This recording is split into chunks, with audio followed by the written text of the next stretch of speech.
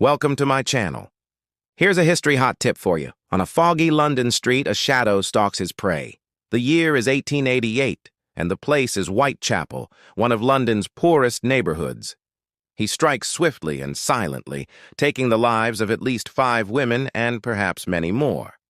The name of his victims is lost to history, but their killer is known only as Jack the Ripper. As the fog rolls in, so do the rumors. People whisper that Jack the Ripper mutilated his victims, brutally cutting up their bodies after killing them. They say he taunted the police with letters signed simply Jack the Ripper. Scotland Yard was stumped. They never caught him, and they never found out who he was.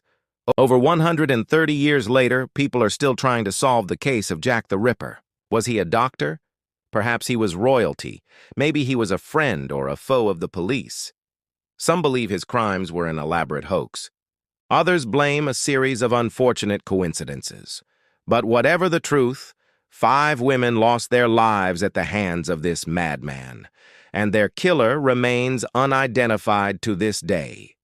Jack the Ripper murdered at least 5 women in the slums of East London. He targeted vulnerable women, often sex workers who were easy prey.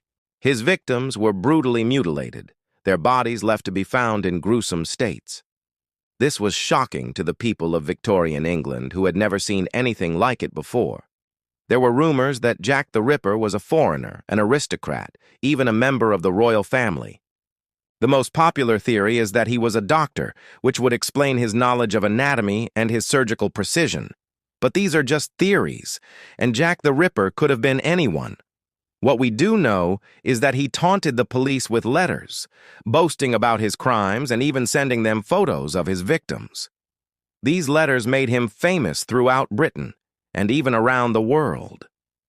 Newspapers reported on his crimes and people whispered about them in the streets. To this day, people are obsessed with Jack the Ripper. He has inspired countless books, films, and TV shows. But it's important to remember that behind the mystery and the intrigue, there were real women who lost their lives. So what do you think? Was Jack the Ripper a lone madman or part of something bigger? Let me know in the comments below. And don't forget to subscribe for more historical tales.